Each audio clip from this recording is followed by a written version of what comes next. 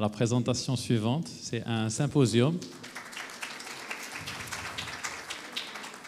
C'est un symposium qui est financé par le laboratoire Boehringer ou qui va être présenté par notre cher maître, professeur Safi, qui va nous parler de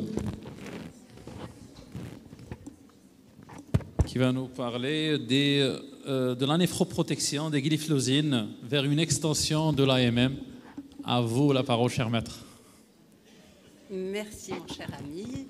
Je tiens tout d'abord à remercier le comité de la SMEDIAN pour l'organisation de ces journées. C'est un travail énorme, donc je vous remercie énormément.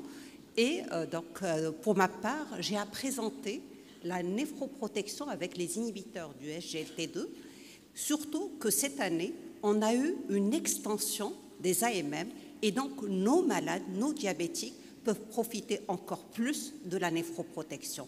C'est un événement sponsorisé par le laboratoire Boehringer. Donc, on sait tous que le diabète est l'une des principales causes de maladies rénales terminales. D'ailleurs, il vient en tête de liste. Il est à 40% des causes d'insuffisance rénale terminale. Et inversement, un patient diabétique va avoir un risque d'à peu près 40% de développer une maladie rénale chronique. Associé à cette fréquence, on a la sévérité.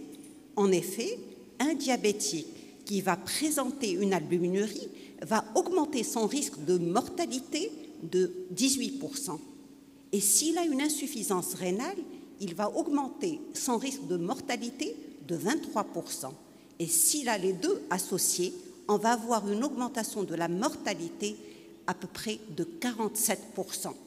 Ce surrisque de mortalité, lorsqu'on arrive en dialyse, est même supérieur à des cancers.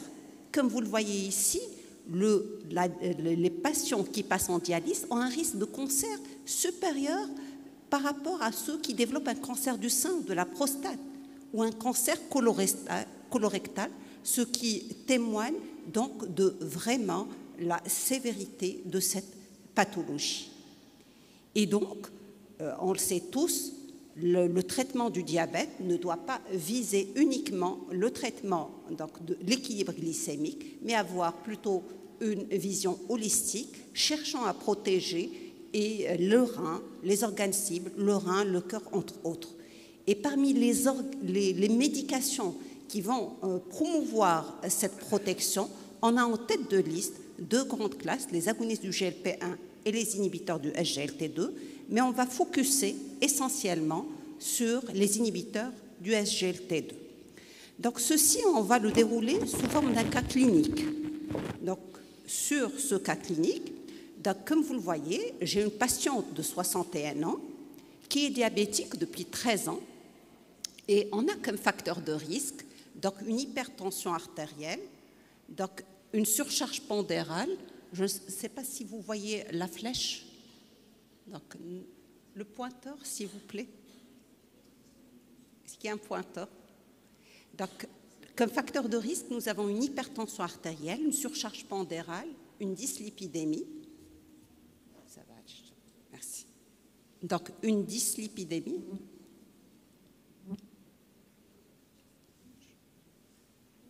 Et comme complication, nous avons une néphropathie et une rétinopathie. Donc notre patiente présente une surcharge pondérale, une tension à 137/78, une hémoglobine A1C à 7,8 et un LDL à 0,6. Par ailleurs, actuellement, il a un débit de filtration à 45 ml par minute et son albuminurie, on a une microalbuminurie quand même assez importante à 250 mg par gramme de créatinine. Notre malade est sous trithérapie. Il est sous irbesartan, thiazidilique, amlodipine, inhibiteur calcique. Pour le traitement de son diabète, il est sous metformine, sitagliptine et glargine. Et pour la dyslipidémie, il est sous atorvastatine. Donc la première chose qu'on va faire, c'est tout d'abord évaluer la situation clinique et évaluer le risque du malade. Commençons par le risque rénal.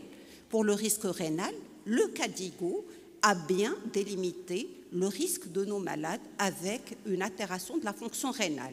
Notre malade a donc une albuminurie à 250 mg par gramme de créatinine, donc il est à A2 donc, de la classification KDIGO. Par ailleurs, il est à 45 ml par minute, donc il est à cheval, il est à J3, entre le J3A et le J3B. Et donc c'est un malade qui est à très haut risque rénal, à très haut risque de progression de la maladie rénale. Et on va voir cette cinétique de progression de la maladie rénale, et il devrait normalement être surveillé de façon régulière, voire référé au néphrologue. Concernant maintenant le risque cardiovasculaire de notre malade, on voit que notre malade a un très haut risque cardiovasculaire également. En fait, tous les patients néphropathes déjà avancés dans l'insuffisance rénale ou dans la microalbuminurie ont un risque cardiovasculaire. Parce que là, on a, comme vous le voyez en bas, un débit de filtration à 45, une albuminurie à 250, ce qui fait que mon malade a déjà une atteinte d'organes cibles sévère, ce qui va le classer à très haut risque cardiovasculaire. Donc maintenant qu'on a classé notre malade, revenons à notre observation et voyons la cinétique de dégradation de la fonction rénale. On voit que notre malade, sur une année, a perdu 10 ml par minute de débit de filtration glomérulaire. À votre avis, les diabétiques perdent combien sur une année? Plus que 1-2. Donc, ils perdent en moyenne 3, voire 4 millilitres par minute par année. Donc là, on a un faster loser, quelqu'un qui perd vraiment rapidement de la fonction rénale. Et là, il faut vraiment toujours faire cette historique, parce que lorsqu'on a un faster loser, il faut penser que peut-être qu'il y a autre chose que la néphropathie diabétique, peut-être qu'il y a une autre étiologie. La même chose lorsqu'on a une dégradation de l'albuminurie qui est importante. Là, on n'a pas l'historique. Mais si on avait une dégradation de l'albuminurie qui était importante, là aussi, il faut tiquer. Et la même chose, si on a d'autres atypies, une hématurie ou autre chose, il faut tiquer et penser à des causes secondaires. Donc, comme je vous l'ai dit, c'est un fast loser, donc il perd rapidement. Donc, notre conduite à tenir, on ne va pas aller à la prévention, on va plutôt aller vers le bilan étiologique chez notre malade, voire l'avis néphrologique. Donc, et dans ce bilan étiologique, c'est vrai, les néphrologues sont plus aptes, mais on peut débrider. On peut rechercher par le CBU une hématurie, une leucocyturie, des gerbes. L'hématurie, par exemple, chez un tabagique, peut nous orienter vers un cancer de la vessie, un problème d'obstacle qui pourra être levé. Une protéinurie dissociée avec une albuminurie qui n'est pas importante vers une maladie HL légère. Un bilan virologique, un bilan immunologique lorsqu'on a une dégradation rapide, comme dans ce cas-ci. On pourra donc voir, par exemple, si on a une néphropathie à IgA, une néphropathie extramembranaire. On peut aussi demander l'écho rénal et vésical, voire l'écho des artères rénales, parce qu'on a quand même une chute de 10 millilitres par minute en une année, ce qui est anormal. Et donc, après concertation avec les néphrologues, on a pu voir, et heureusement, on n'a pas pu trouver de cause secondaire. On n'est même pas arrivé à la ponction biopsie rénale. Et comme on avait la rétinopathie, l'ancienneté du diabète et la négativité du bilan, on n'a plus pu se rebattre sur la néphropathie diabétique. Toutefois, cette néphropathie diabétique, qui est fast loser et qui perd rapidement parce qu'on a cette cinétique, si on est là, comme vous pouvez le voir, donc si on ne fait pas attention, au bout de 3 ans, 3 ans et demi, le malade va passer en dialyse. Et donc, on doit tout mettre en œuvre pour ralentir et donc, la pente et ne pas faire passer le malade en dialyse. Mais en faisant tous les efforts voulus, on va retarder le moment de passage en dialyse. Lorsqu'on y va tardivement à 45 millilitres par minute, on va retarder de 3 ans, de 3 ans et demi. Parce que là, il va passer en 3 ans. Si on réduit de 50%, on va passer en 6 ans. Donc, ce qu'on aura gagné, c'est 3 ans sans dialyse. C'est énorme, mais ce n'est pas suffisant. D'où l'importance de commencer plus tôt. Parce que si on commence plus tôt, on va vraiment gagner cette fois-ci 10 ans, 15 ans, 16 ans, jusqu'à 20 ans de passage en dialyse. D'accord? Et là, pour ce faire, et pour redresser cette courbe, comme je vous l'ai dit, il faut aller précocement et essayer de redresser cette courbe, on a les modifications des habitudes de vie. Pour les modifications des habitudes de vie, donc on a les dernières recommandations de KDIGO de 2024, donc, qui insistent sur les mesures hygiéno-diététiques, l'activité physique plus de 50 minutes par semaine, donc réparties sur 5 activités de 30 minutes par semaine, réduire l'apport sodé et réduire l'apport en protéines à 0,8 g par kilo. Mais ce n'est pas suffisant. Il faut faire un ionogramme urinaire chez nos malades. Il ne suffit pas de donner des conseils aux malades, mais plutôt voir la natriurèse. Chez notre malade, la natriurèse est à 240 millimoles par 24 heures, donc on sait bien qu'il ne suit pas son régime hyposodé. La même chose pour l'apport protéique, en faisant donc l'urée divisé par 16, on a 1 gramme d'ingestion de protéines, donc le malade ne suit pas son régime hypoprotéique. Or, notre malade, dans 3 ans, va arriver en dialyse, on doit ralentir et donc on doit lui conseiller, mais sur des chiffres tangibles. Deuxième chose, pour réduire cette progression du débit de filtration, on doit agir sur la tension artérielle en privilégiant les IEC et les ARA2. Et là, les dernières recommandations de KDIGO insistent sur un objectif. Vous voyez que c'est un objectif qui est très serré, à moins de 120 mm de mercure, lorsque la tension est bien tolérée, alors que pour l'ADA, c'est des objectifs de moins de 130. En fait, lorsque le patient est fragile, on le précise bien, lorsqu'il y a un risque de fracture ou de chute ou un risque d'hypotension, on va rabaisser les seuils et les objectifs. Plutôt, on va choisir des seuils plus élevés à moins de 130 et ça va rejoindre cette fois-ci donc les recommandations de l'ADA. Et ce qui est recommandé, bien sûr, on le sait, l'IEC ou l'ARA2, pourquoi? Parce qu'ils ont apporté le plus de preuves dans le ralentissement de la dégradation du débit de filtration glomérulaire, mais ne pas associer les deux, parce qu'il y a un risque d'aggraver la fonction rénale et le risque d'insuffisance rénale aiguë. Mais ce qui est intéressant, c'est qu'on doit donner la dose maximale tolérée. Et là, on oublie assez souvent de le faire, parce qu'on se dit, c'est un malade qui a une insuffisance rénale, donc je vais donner la moitié dose. Alors que ce n'est pas ça ce qui doit se faire. Par exemple, chez notre malade, elle est sous irbesartan à 150 mg par jour. Ce n'est pas du tout la dose maximale. Donc, notre malade n'est pas protégé pour ralentir donc, sa dégradation de la fonction rénale.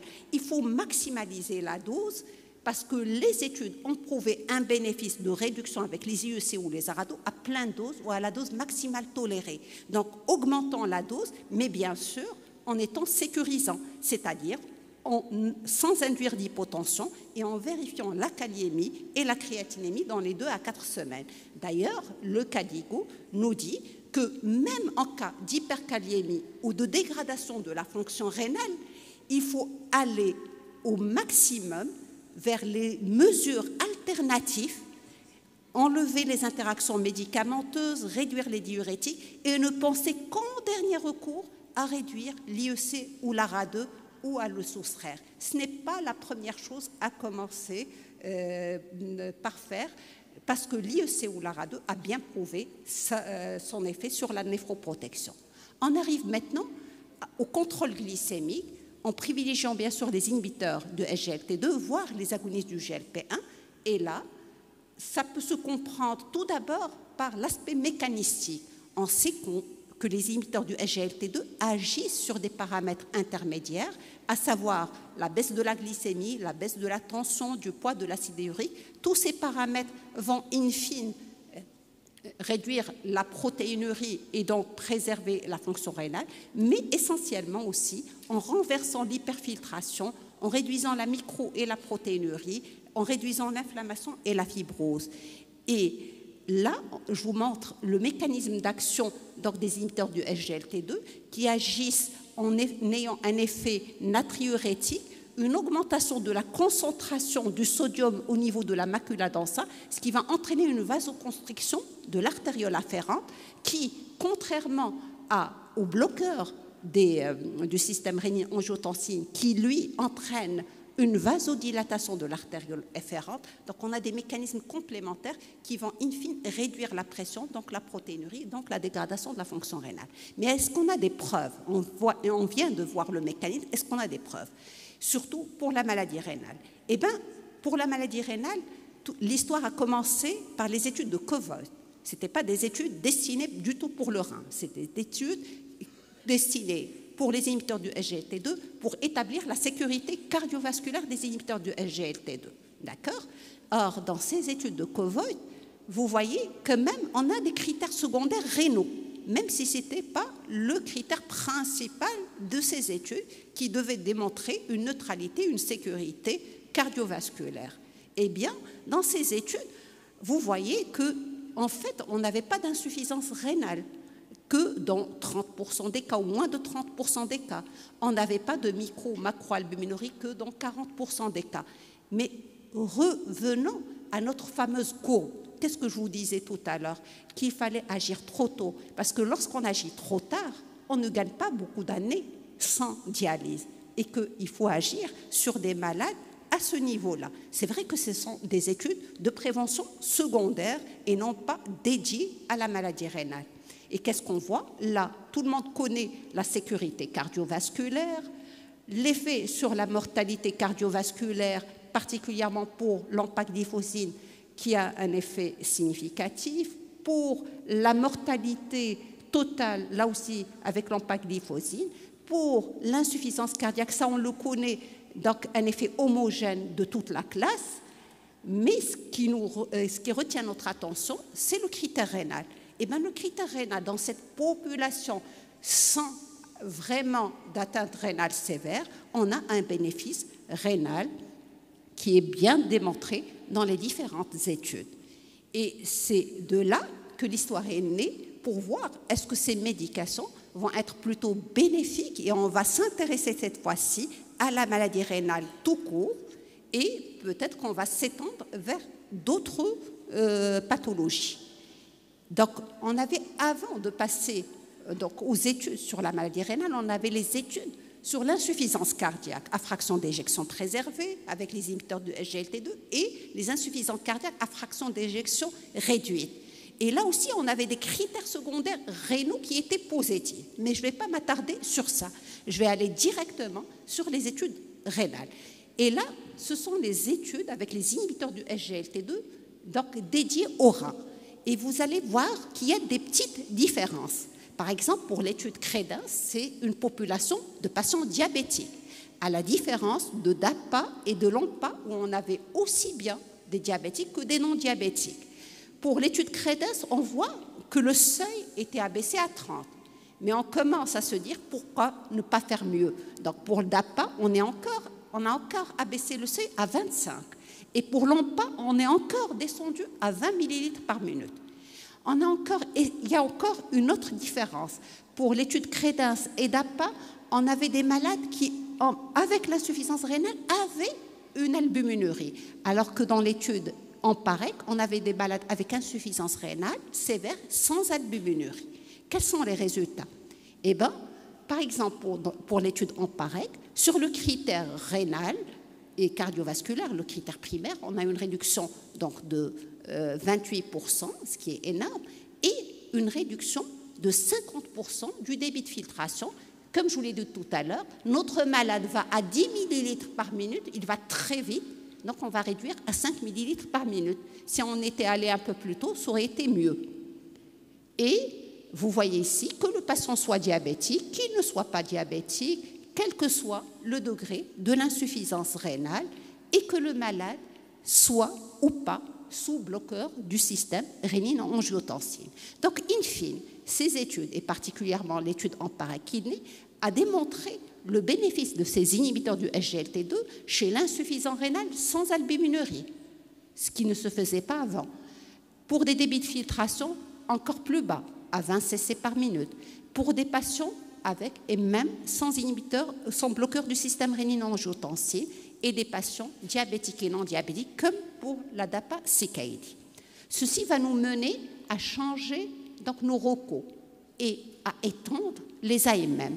En effet, pour les dernières recommandations de KDIGO, qui intéressent aussi bien les patients diabétiques que les patients diabétiques, pour le diabète, les inhibiteurs du SGLT2 sont recommandés en cas d'insuffisance rénale, d'accord, quel que soit le taux d'albuminurie, donc dès que le débit de filtration dépasse les 20 millilitres par minute et on va continuer, même si le débit baisse, il ne faut pas initier moins de 20 millilitres par minute, mais on continue si le malade était déjà sous thérapeutique.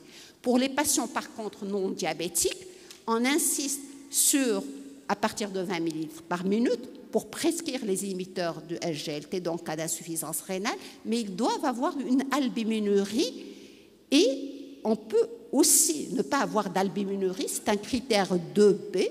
Pourquoi? Parce qu'il n'y avait pas suffisamment de patients non diabétiques pour que l'étude ait la puissance statistique voulue. Et donc, ça a été classé grade 2B. Donc, ceci va nous mener donc, au Maroc, là aussi, à étendre nos prescriptions chez des patients qui, jusqu'alors, ne bénéficient pas des inhibiteurs du SGLT2. Ainsi, en 2018, on avait l'indication pour l'équilibre du diabète et la dose était de 10 mg et on pouvait augmenter la dose à 25 mg si l'équilibre glycémique n'était pas l'objectif, mais moins de 45, on se disait qu'il n'y avait pas de bénéfice glycémique. En 2022, on a les études qui sortent sur l'insuffisance cardiaque avec fraction d'éjection réduite. Et donc, on a l'AMM en juin 2022. Et en août 2023, on a l'AMM pour l'insuffisance cardiaque à fraction d'éjection préservée parce qu'on a eu les études sur, donc, qui ont étudié les malades dans cette population. Et cette année, en avril 2024, on a eu l'AMM pour la maladie rénale chronique et comme vous le voyez, jusqu'à 20 millilitres par minute. Donc, la prescription peut être faite et si le malade est déjà sous traitement, on peut le continuer jusqu'à la dialyse, jusqu'à la transplantation et c'est à ce moment-là qu'on arrête. Mais maintenant, dans le dernier congrès de la Société française de néphrologie qui a lieu la semaine dernière, il y a des études chez les malades transplantés chez qui on commence à prescrire les inhibiteurs du SGLT2 pour voir le bénéfice des inhibiteurs du SGLT2 chez les patients transplantés. Donc, on n'arrête pas le progrès. Donc, revenons à notre malade. Notre malade donc, est à 45. L'année dernière, donc, on ne pouvait pas prescrire. Cette année, on peut prescrire les inhibiteurs de SGLT2. Ils sont bénéfiques. On va gagner chez notre malade une réduction donc, de 50% du débit de filtration. Donc, le passage en dialyse va être retardé. Bien sûr, pour la metformine, on va réduire la dose. À 45, on réduit la dose. À 30, on arrête la dose. Et donc, on a tout bénéfice à faire. Maintenant, est-ce qu'il y a des ajustements à faire pour le traitement? Et là, je vous recommande les dernières recommandations de la SFE et donc de la Société de néphrologie française qui mettent un point sur l'utilisation, comment utiliser les inhibiteurs du SGLT2. Notre malade est à 7,8% d'hémoglobine A1C, donc on devrait diminuer sa dose d'insuline de 10%, on devrait diminuer la dose de sulfamide s'il le prenait, et intensifier l'autosurveillance. Donc, chez notre malade, on a proposé donc, de diminuer la dose de glargine. Maintenant, la question qui se pose, est-ce qu'on va demander faire un dosage de la créatinine pour doser le débit de filtration ou ce n'est pas la peine? Parce qu'on sait que dès le départ, on aura une aggravation du débit de filtration glomérulaire. Eh bien, les choses là sont un peu plus claires. Lorsqu'on a un débit de filtration inférieur à 45 et notre malade a un débit de filtration à 45, il est recommandé de faire un dosage de la créatinine donc, sous traitement par glyphosine. De même, si le sujet est âgé, si on a de fortes doses diurétiques ou si on a une hypotension. Et maintenant, si le malade a augmenté son débit de filtration et a une réduction de 30%, on ne va pas là aussi réduire les inhibiteurs du SGLT2 ou arrêter les inhibiteurs de SGLT2. C'est comme pour les IEC et les ARA2. On ne commence pas par l'arrêt ou la réduction, on essaye de régler les autres problèmes. Est-ce qu'il y a une infection? Est-ce qu'il prend des diurétiques? Est-ce qu'il a une gastro-entérite? Est-ce qu'il y a des médications, des anti-inflammatoires qu'il prend? Ce n'est qu'après avoir résolu ce problème qu'on va penser à arrêter les inhibiteurs du SGLT2. Donc, vous voyez la dégradation. Donc, malgré ça, on va faire, parce que notre malade a un débit de filtration à 45, donc c'est intéressant de faire chez lui. Notre malade a développé une infection urinaire. D'accord? donc une infection, une cystite, est-ce qu'on va arrêter les inhibiteurs de SGLT2 chez notre malade? Eh bien non, on ne va pas arrêter les inhibiteurs malgré la cystite. Les recommandations disent qu'il n'y a pas lieu d'arrêter le traitement par glyphosine en cas de survenue de cystite. Donc on doit avoir au moins 4 cystites par an pour penser à arrêter le traitement par inhibiteur du SGLT2.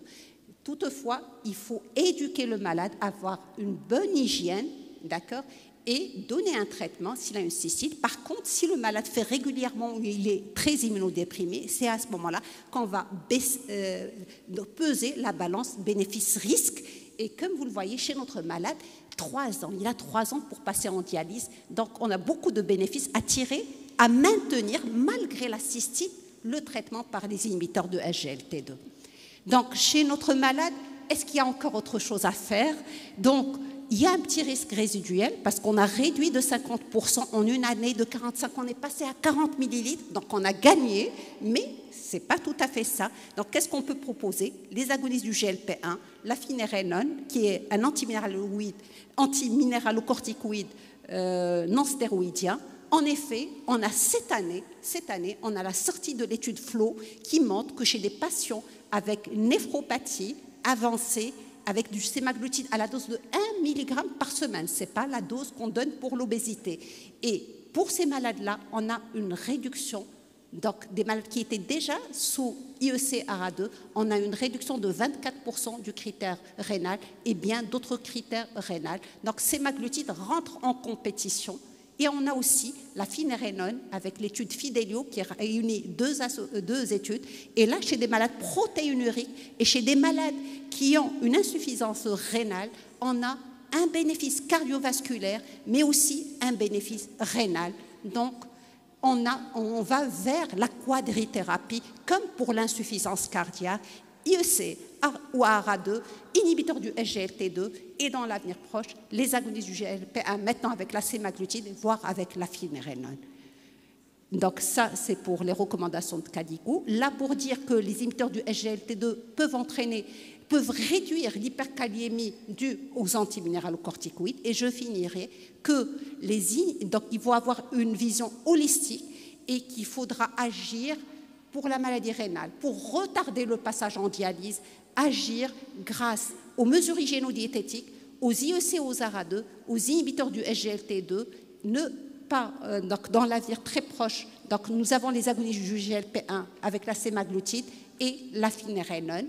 Et pour conclure, je dirais que pour retarder le passage en dialyse et l'évolution de la maladie, il faut équilibrer nos malades, d'accord, avoir une vision holistique, agir sur les 4 piliers et que les inhibiteurs du SGLT2 répondent plus ou moins à ce cahier de charge parce qu'en plus de l'équilibre glycémique, de la prévention secondaire, de l'accent au niveau de l'insuffisance cardiaque, il y a vraiment aussi une protection de la maladie rénale et avec l'extension de l'AMM jusqu'à un débit de filtration à 20 et peut-être qu'on aura d'autres études chez le transplanté, d'accord, qui vont aller plus. Donc on saura l'année prochaine. Je vous remercie.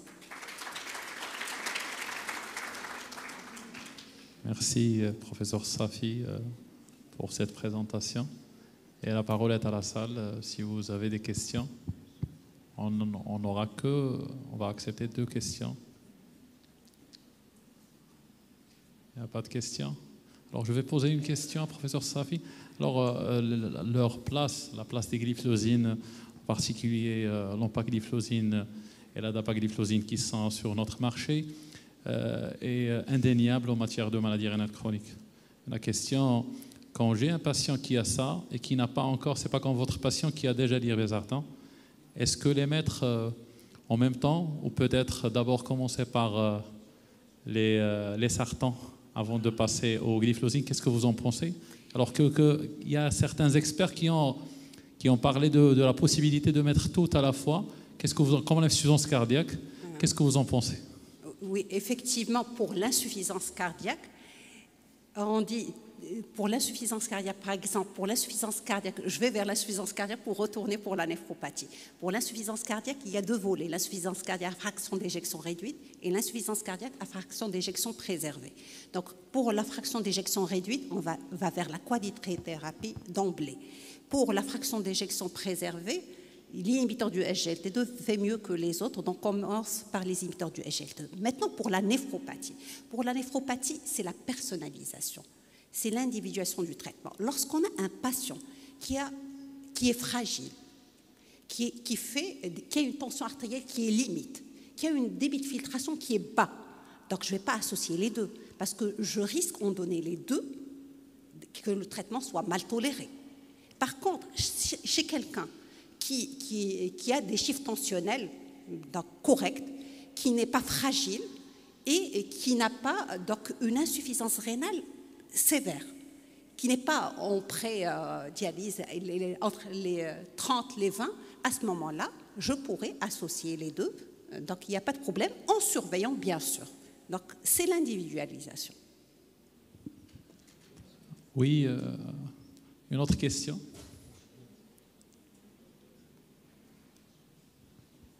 Merci, professeur Safi. Une question d'ordre pratique. J'ai vu pour les posologies de l'empagliflozine 10 mg, soit en cas d'insuffisance cardiaque ou de maladie rénale chronique. Est-ce qu'il y a intérêt à passer à 25 ?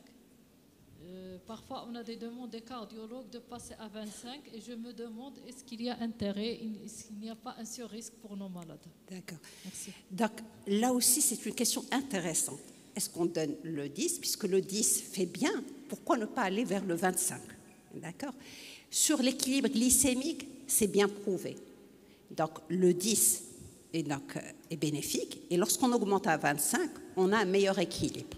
Toutefois, lorsqu'on a des clairances de créatinine à moins de 45, on n'agit plus sur l'équilibre glycémique. Il faut choisir d'autres molécules. Ça pour l'équilibre glycémique.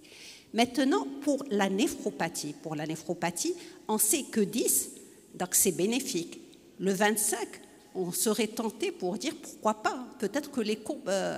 mais les études ont été faites avec le 10 mg, elles n'ont pas été faites avec 25. Elles ont été faites avec 25, pas dans les études donc, de maladie rénale chronique. 10 a été la dose testée.